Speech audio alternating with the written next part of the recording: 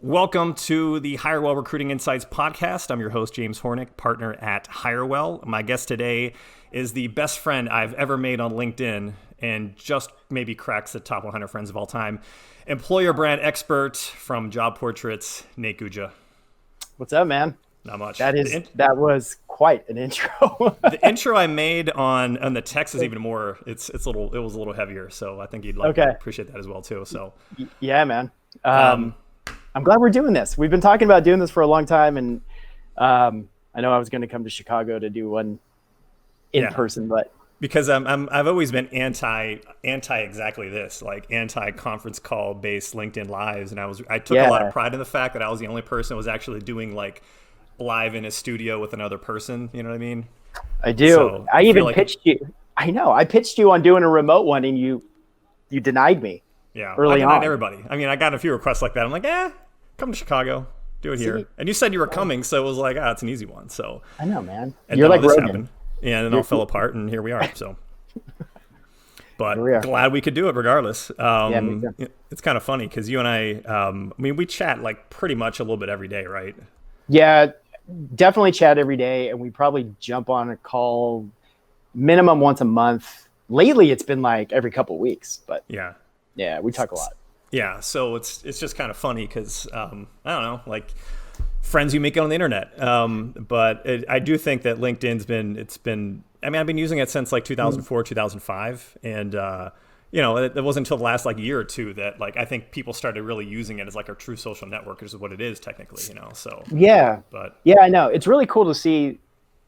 I don't know, LinkedIn just like has this different vibe to it where it's very welcoming. And things can turn into like real relationships fast. It's nice. Yeah. So I'm sure we have. I'm curious if any of the. We're already getting people trolling us, which I expected.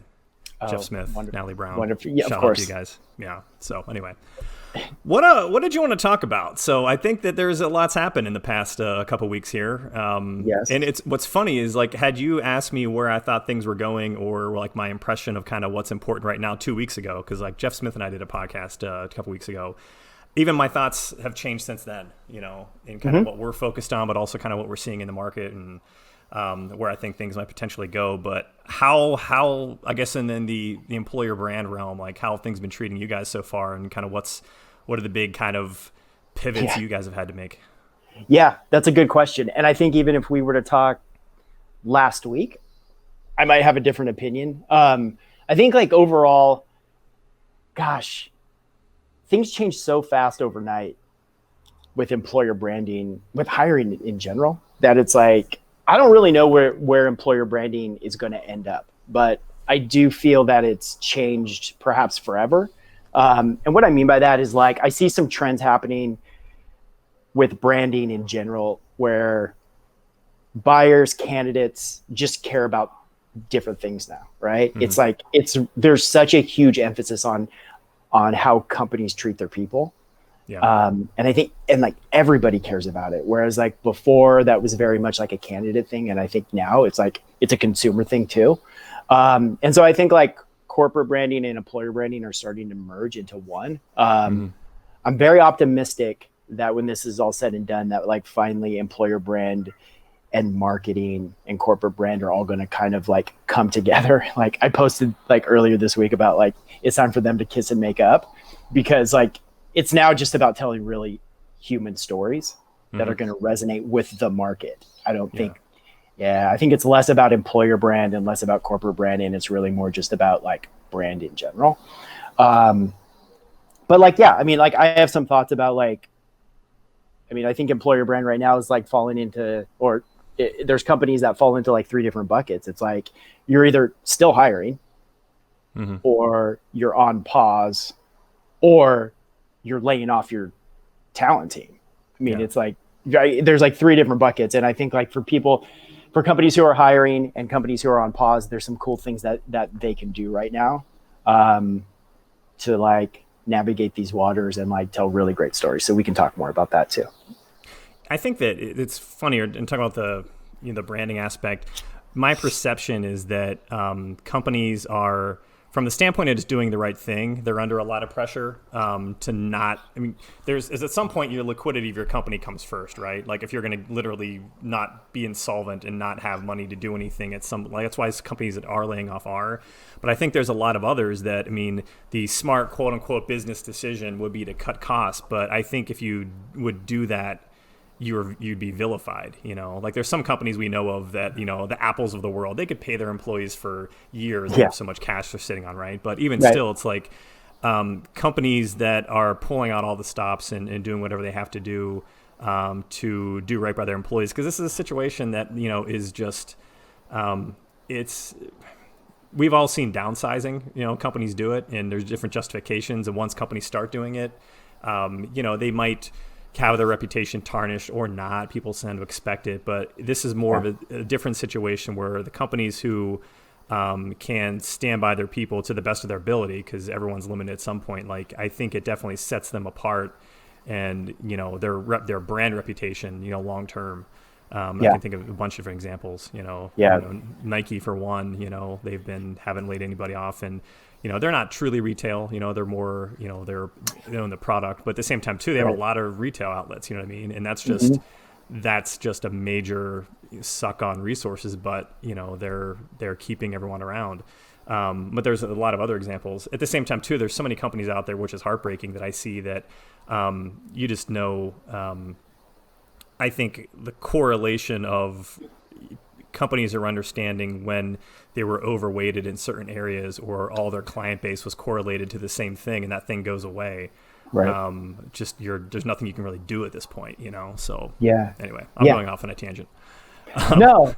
Yeah. And I like, one thing that I'm like careful to do or careful not to do is like, I can't imagine what it would be like to be like the founder of a company who's answering to a board, who's responsible to investors, and also responsible to a whole lot of people, who's faced with making some like really tough decisions. Like that's like a weight and pressure that like I can't even imagine, right? And I think like sometimes like tough decisions need to be made for certain reasons. And like I want to, like for me personally, like I want to separate those decisions and the behavior, right? I think like there's still like if tough decisions have to be made, there's still a way that like people need to be treated.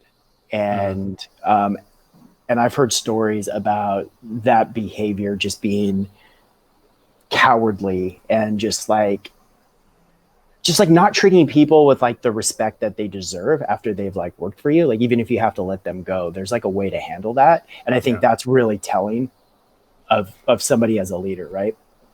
Well, I think that a lot of places, I think in general, our society is in a leadership vacuum, right? It's easy to be seen as a leader when times are good and things are working.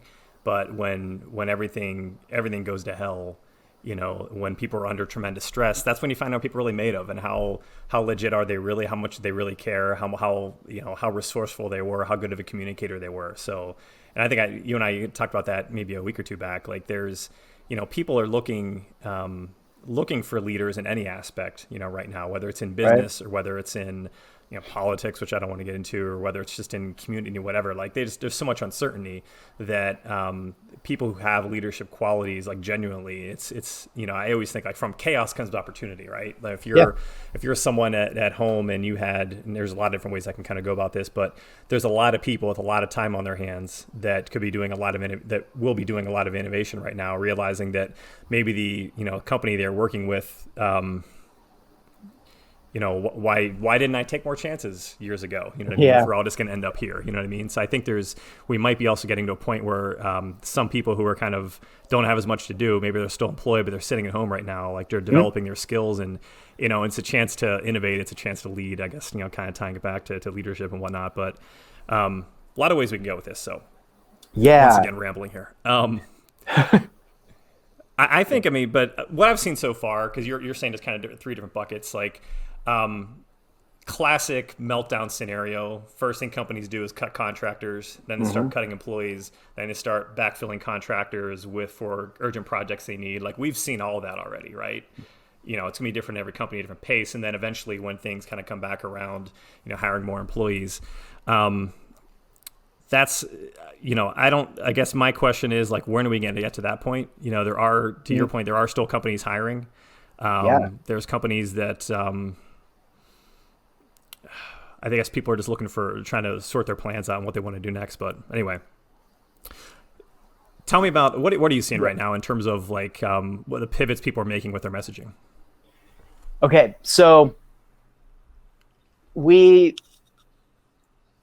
had a couple new clients come in like right when this was going down, right? Like right when this crisis hit. And the work that we're doing with them is actually it's pretty timely. Because for one, we're getting really clear. We're like defining who they are as an organization, right? Like they were already going through like some level of like identity crisis. And I think like now more than ever, companies are doing that. And so I think like that work in general is really important for companies who are still here, who are still around. And even if they are on a pause, let's say, like they're on a hiring freeze, but they've kept their teams intact and like they're just kind of like waiting this out and playing it conservative. This is a wonderful time to get super clear on who they are as an organization, what they stand for, and then start telling those stories. Because I think that has changed. And I think like new things are going to surface for companies. They're going to have like a new sense of meaning, a new sense of purpose, a new why. And those are the types of stories that from an employer branding perspective need to be told. I think they've always needed to be told. But now when employer branding for many companies has shifted from being like this external thing that you're using to attract talent, like flip it and look at who your audience is now, and your audience is now your employees, and start telling the stories to the employees to start building this like connection and culture. So interesting. That's one thing, right? And then there's some very creative things based on conversations that we've recently had with some prospective clients about doing more internal comms, even if they are still hiring.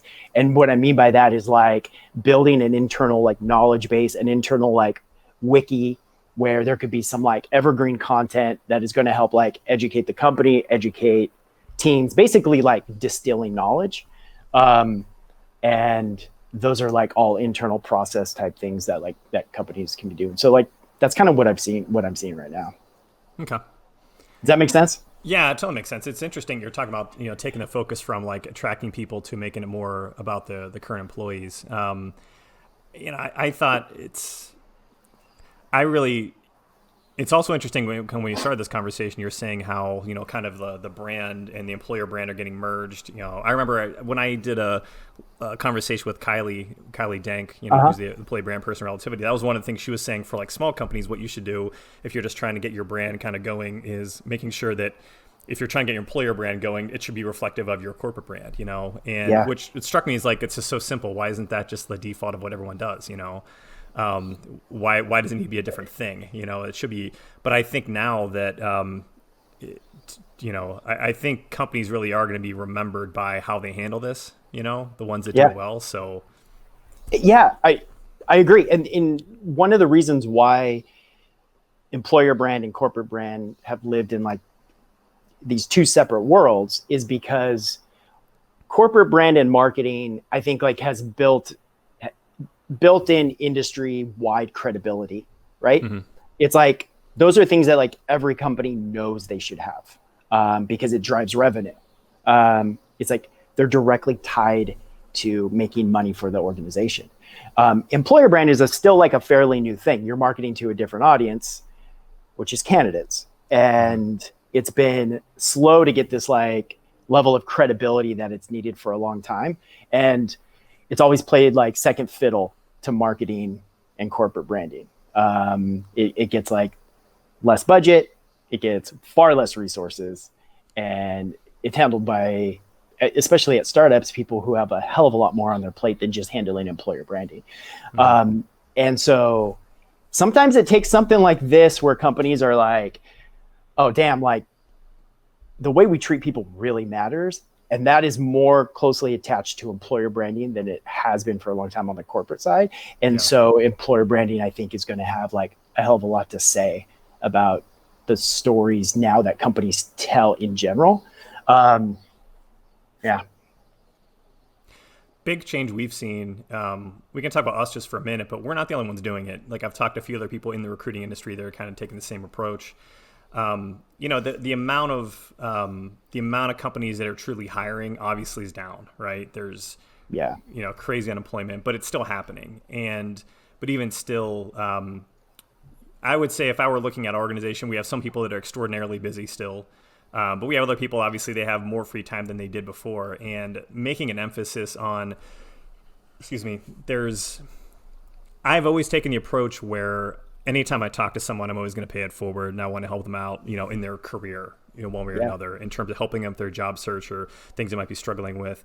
But it's not, I think in the classic recruiting model, that's something that your typical recruiters don't get, quote unquote, you don't get paid for, right? It's not your actual job. Your job is to find people for your clients. But I've noticed that in ourselves internally, we're spending an inordinate amount of time basically creating a whole new solution. We're calling it executive candidate marketing, where we just help anybody who's looking for, a new position, kind of evaluating how they're doing their search, where their gaps are, what best practices for resumes, LinkedIn, interviewing, networking, all those types of things, just to help people out. We're doing it for free, so it's something that long term we'd love to kind of more, productize into something. But I've had like several conversations this week, and it's been interesting because it's an opportunity for recruiters who may not have thought about kind of the pay it forward attitude and kind of relationship building. You just get such a better understanding of the what really matters to people. It makes you better at diagnosing issues, makes you a better storyteller, but also just builds tremendous value. Like the lessons you can give someone in terms of just evaluating where their gaps may be. Because job seekers are not, most people don't look for a job very often. So most people aren't any good at job seeking, like you can be great at what you do. You can be the best in your field, but if you've only looked for a job a couple times over the course of your entire career, you're going to suck at job seeking. I don't mean that in a condescending way. It's just that, anything else. You can read all the blogs you want to online about, how, best interview tips, best tactics, all this kind of stuff. But unless you have someone who, it's hard to see that on your own still. It's hard to see, okay, how do I apply this to what I'm doing? Why am I struggling? It's just like you give a friend or anybody else advice. Like sometimes you can see something they're screwing up, but to yourself, you're so close to it. And I've seen that a lot because I've talked to some people this week, last week they're great at what they do, that are making, just totally understandable, but fairly easy to diagnose and correct kind of jobs, seeking issues. And because that's kind of been our focus, is just like helping people with that, building value that way. And, hopefully it comes back around. But I think that, most people probably aren't great at searching for a job. And if recruiters who decide to make that kind of pivot in terms of making that kind of a priority, I think there's a lot of benefit in terms of the types of long-term relationships they can make, which will benefit them not from potentially just getting new clients, but even just like you're going to get a lot more referrals that way. You're going to get a lot more people wanting to do business with you. You're going to get a lot more people wanting to seek your advice in the future. And I think now is a great time to take that kind of long-term approach. So, yes, absolutely. This is making me think of a couple things. I felt that way before this crisis hit, that recruiters should spend some time just building relationships, right? Like just doing value add stuff that isn't directly attached to like filling a rec and like money, basically. Because like you're saying, I think like that always comes back in some way, but it's just like, it's a long-term game while you're taking care of like short-term needs. Right. Yeah. And I think like there needs to be a balance between the two, but like now is the time to like really double down on relationships. And like one thing that does a couple other things too. One, it's like directly talking to the market, which I think is super important for anybody who's in business, period. It's just like talk to the market, and that's how you're going to truly understand what is going on, instead of just like assuming and trying to solution. And I mean, we're dealing with something we've never experienced before. And I think for like any of us to just assume what is going to happen and try to predict and try to provide like something today is like a little bit reactionary and maybe short-sighted. And so like what you're talking about doing, and like something that I've been doing too, is just like straight up talking to the market and being like, what do you care about now? What are the things that like, where do you think this whole thing is going? Where do you think the industry is going? You know, like doing those kinds of things, like you just get such amazing feedback. So yeah, I know, I love what you're saying. It's great. Yeah. I mean,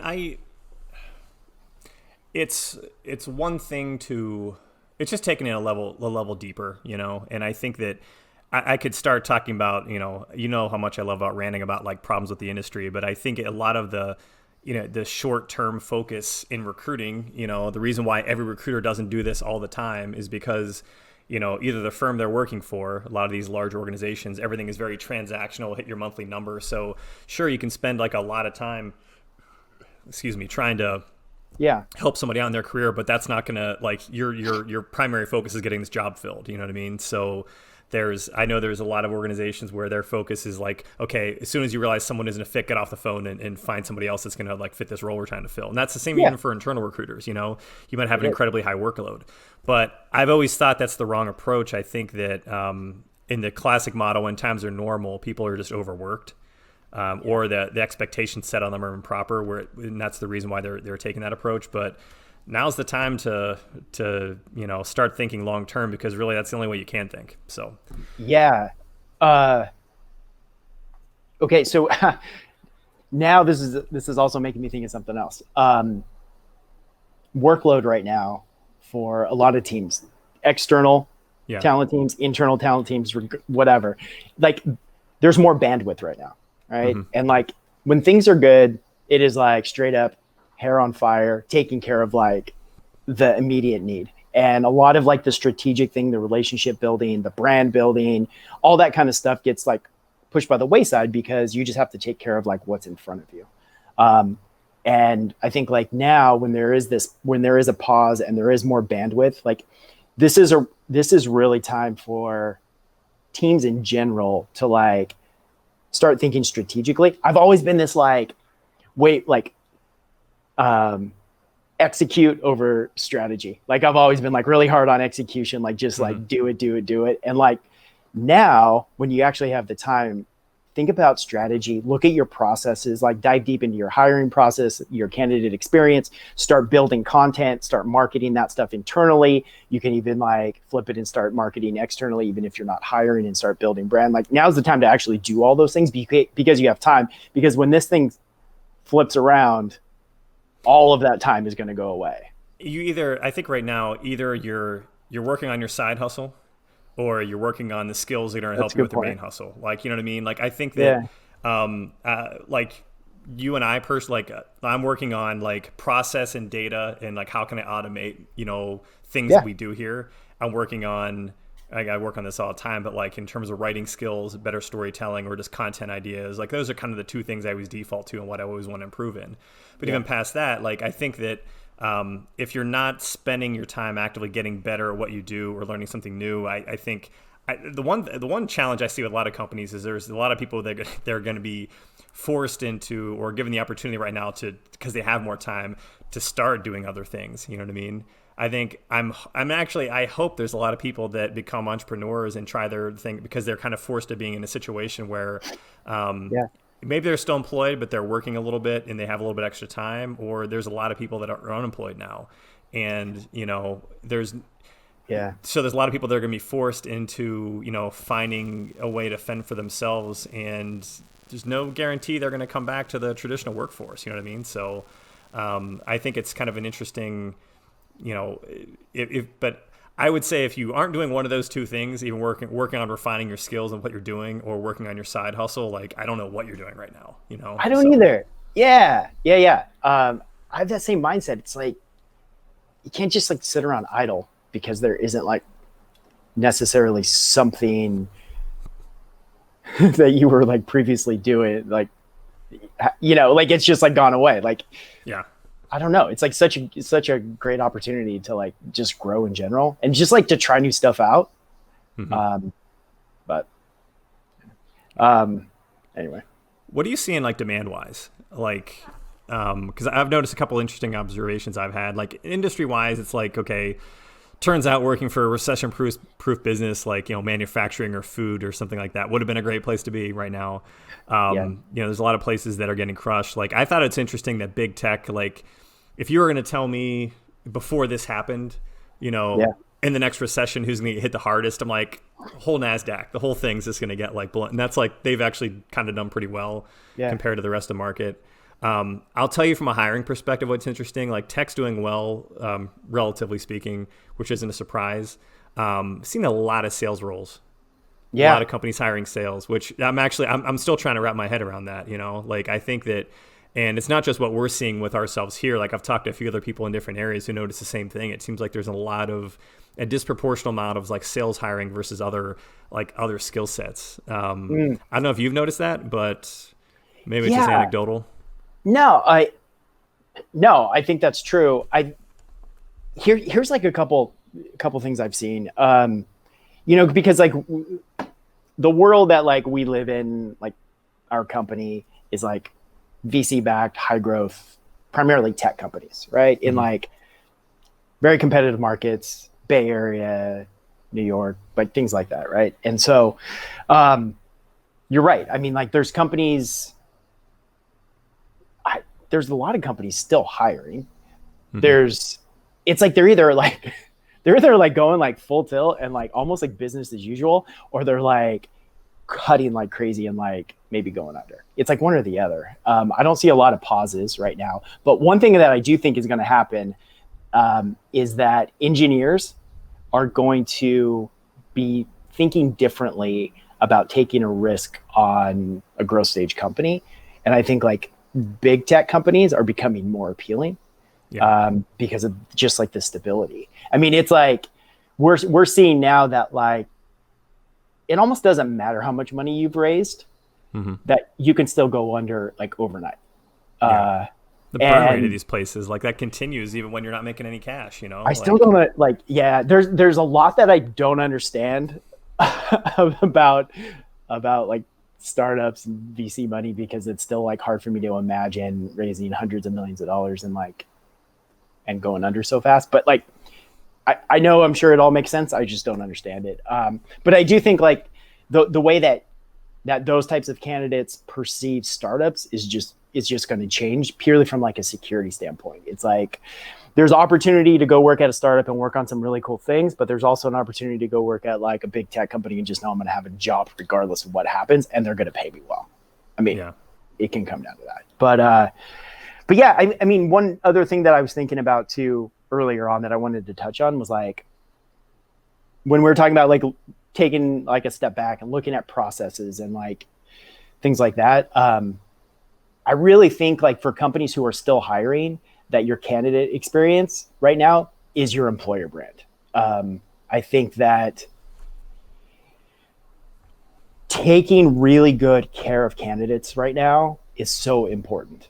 And if you have a broken process, it's going to be exposed because you're probably dealing with volume, probably more volume than you have in the past. But like, I just like, you mean volume of jobs, volume of applicants? People. Okay. Yeah, because you have like less companies who are still hiring, right? So like more people are going to get funneled over there. But I think like the way that you treat candidates right now is directly going to impact your brand. I think it always has, but I think like now with the climate that we're in and people being hyper conscious of like how you treat people, like treat candidates really well right now. And so I really see like that direct correlation between candidate experience and employer brand being super relevant for companies who are hiring. Okay. I think I agree with that 100%. I'm trying to think what else I want to talk about. I'm curious, like kind of as we start, someday we're going to come out of this, but I think that people are going to be in for a shock for how long it's going to take to fully quote unquote recover. I think everyone's in the I don't know what the where you are, kind of what the it's been stated, but here in Illinois, April 30 is the date for when the shelter in place ends, but I'm pretty sure that's getting extended. You know what I mean? Like, I have a hard time. Yeah. I could be wrong. But even still, like, I think that when that ends, I don't see the floodgates opening for, I think that, restaurants are going to have capacity limits. I think that, like, all this, it's going to be a very kind of slow integration, you know what I mean? Because this thing isn't going to be completely gone by then, And I think that it's not going to be like a V bottom where, unemployment or employment crashes, then all of a sudden it goes back up at the same pace. I think it's going to be, because you have to take account for the fact that a lot of companies that, they're going to be in a cash crunch, they're going to go out of business. So there's going to be that many places less able to hire people back. Not to mention that, as like, hiring people is a slow. You can lay off 1,000 people a lot faster than you can hire 1,000 people. You know what I mean? Like, it's just like you can. Hitting the end button is real easy, but trying to onboard that many people, like, it's going to be no matter what, it's going to be kind of a slow grind. I think there's going to be, by the end of the year, I think there will be a crazy push for hiring, because I would hope by then things have more normalized. But even still, it's going to take a while for all this to kind of hash out. So. I think that's one thing that people are going to be in a little bit of a shock for, is that it's not going to be in the long term. And by long term, I mean like the rest of this year. So like the next 9 months, I don't think it's like a month-to-month basis on when everyone's kind of social distancing ends and everything like immediately pops back. I think it's going to be a pretty long lag time after that. Yeah. No, I think you're right. That was a good analogy. I mean, you can lay off 1,000 people almost overnight. Man, it takes a long time to hire. I don't know, I'm thinking about I'm just thinking about like opportunities right now for companies, for people, for like leadership. I'm thinking about like the personal branding side of things. Yeah. You want to talk about that at all? Sure. Do you not want to go down that road? So while we're here, let's do it. Okay. I don't know, man. Personal branding. Oh, that's such that term. But maybe it's just the terminology I have to get over and realize that it's an actual thing. But whatever, right? So I think like now is a really great opportunity for founders to start telling more of their stories. Mm-hmm. I think founders are sitting on a ton of just really great stories from the time, like the why they started their company, the way they've built their culture, challenges that they faced, their mindset around leadership. I mean, there's so much there, and I get it. Like they're busy, they're dealing with other things. Maybe they don't even have the skill set to like create their own content and all that stuff.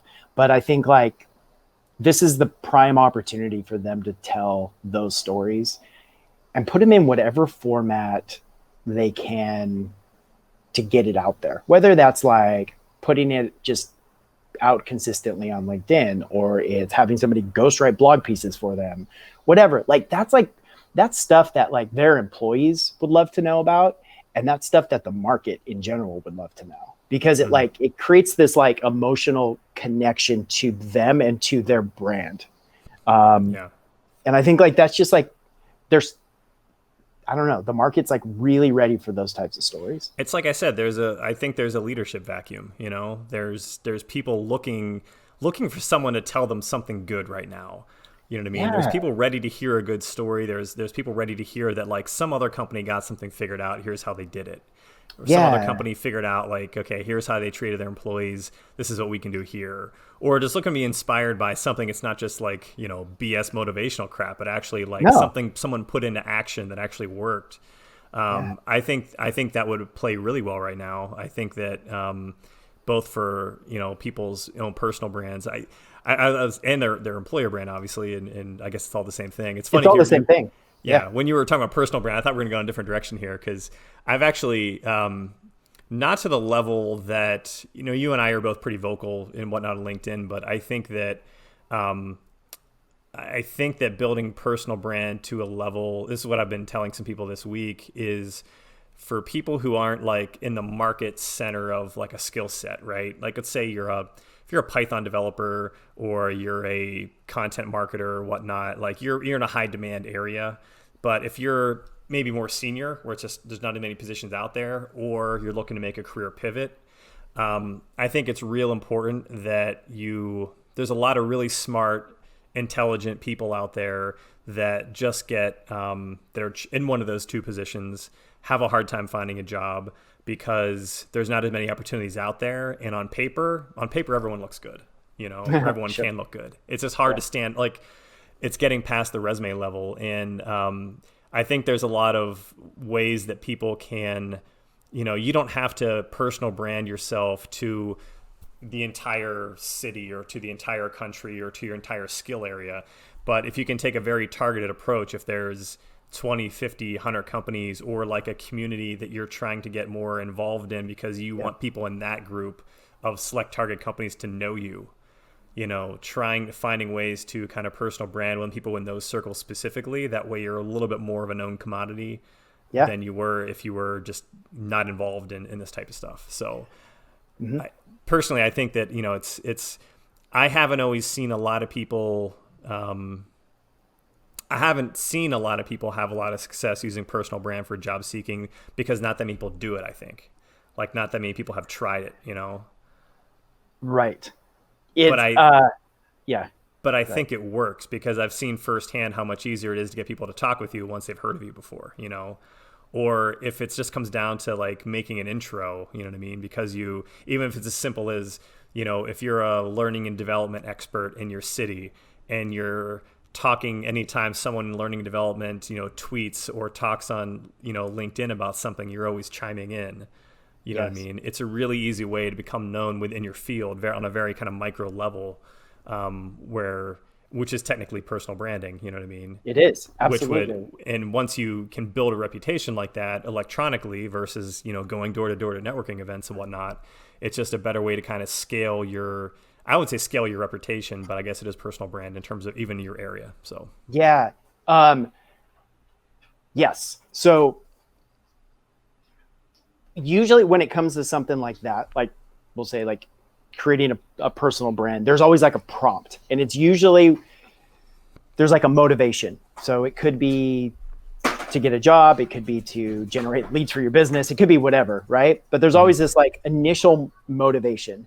And then if that need were to decrease, it's easy to let that stuff go, which I think is what like ultimately differentiates people who are known in an industry or in a subsection of that industry, because they keep it going even when that need has decreased. And I think that level of like sustainability over time is what's really necessary. So I think like jumping in now because let's say you have a need, a very specific need, but then like just maintaining that even when you do get the new job or the business is cranking or whatever, to like stay relevant, to stay like sharp, like stay on top of your industry, provide insights, make people think differently.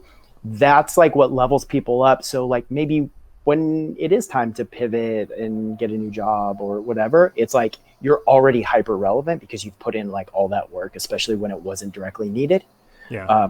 Yeah. I mean, that's one of the challenges. That's you and I can talk about this too, but like people don't always understand branding, like they think it's a short term, it's a long game, branding of any sort, whether it's employer branding or product branding or whatever. It's something that sure you can start to see an impact fairly quickly, but it's a long-term game. And if you're trying to even just brand yourself, in terms of your job search, or your career reputation, like it's something that needs ongoing activity. And I think a lot of people don't realize that.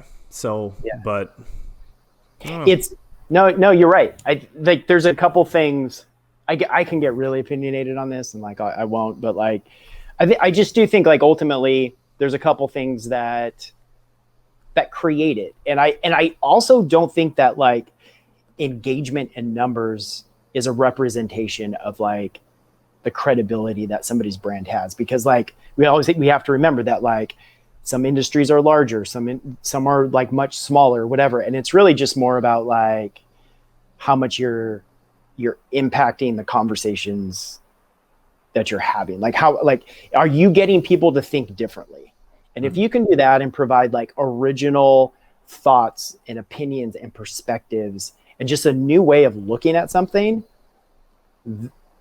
and you can do that over a longer period of time, that's what like makes people go like, oh, that person, like, whether I agree with them or not, they have something interesting to say. I think so. I would say the easy, like the 101 content tip, right, is like the easiest. I think the one challenge people have is they're always like pressing themselves. They need to come up with an idea, and I can't think of anything. But an idea for a piece of content, or idea for a post, or idea for a video, or whatever it is, comes down to answering someone's question. So anytime someone asks you a question about employer branding, or someone asks you if you're at work and someone's at, not you per se, but anybody out there, someone asks them a question, or if they're online somewhere and someone asks a question, or makes a post, you make a comment on that question.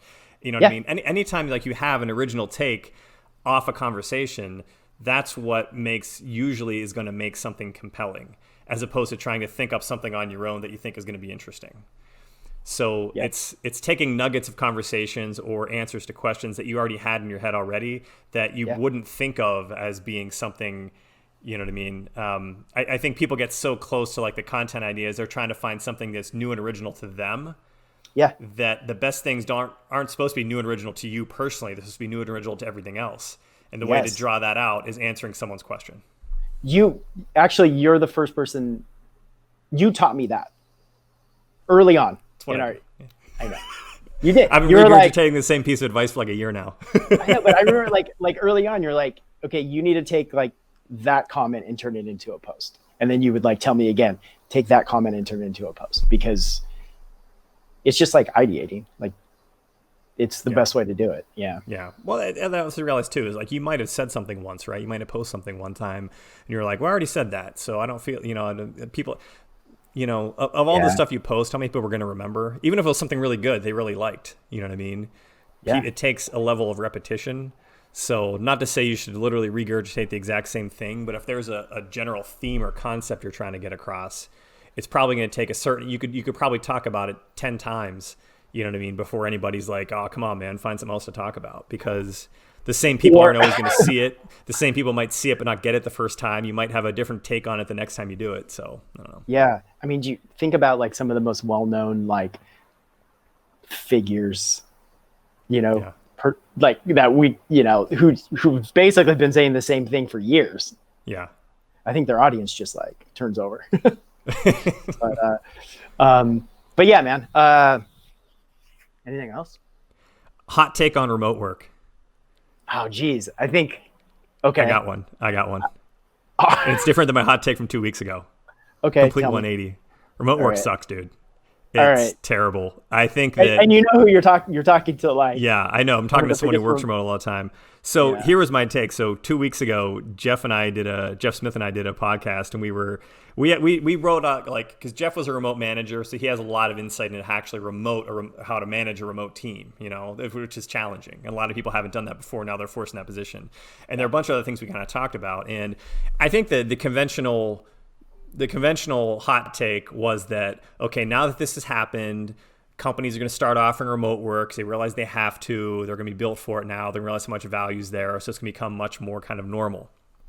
Now, here's the thing. I think that companies are forced into now having a plan in case something like this happens again, which it could, So like every company in the world is going to have the ability to have their employees work remotely because they had to figure it out on the fly. But I think that you have to look at the difference between what's good in a remote environment versus what's good in an on-site environment, because they're two very different things. Yes. And I think that remote work is great for tasking, keeping your head down, getting it done. It's more efficient. It's more time efficient, like a raw production. Yeah. But I think where it lacks and in the collaborative, innovative aspect, when you're around people, other smart people all day long, and you're able to kind of brainstorm on a kind of continual basis and push each other, and the things you'll see that you're not going to see when you're in a remote environment.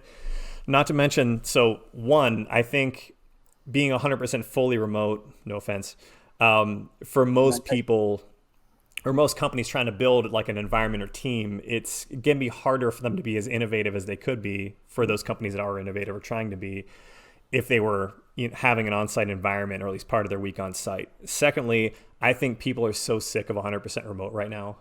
I think for the first week or two, I think they were like, this is great. I get to be home.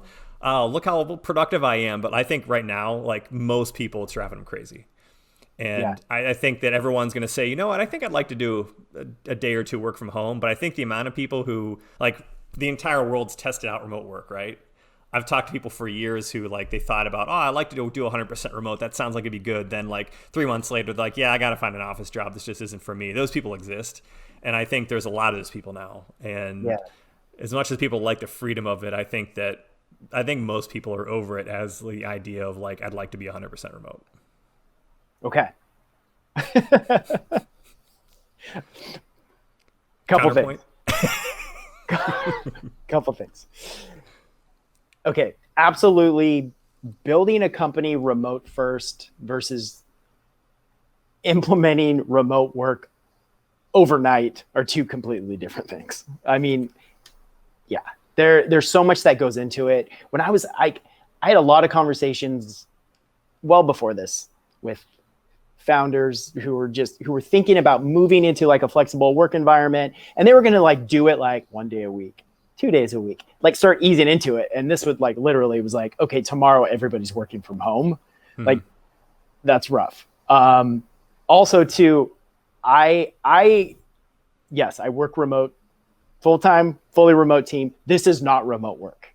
This is a completely different thing. Like a couple minutes ago, I was shooing my 5-year-old away because he was about to like walk in here, like that doesn't happen on like a regular basis because he's normally in school. And like, you're just dealing with so much more than just like working from home. So I don't think it's a good representation of remote work right now.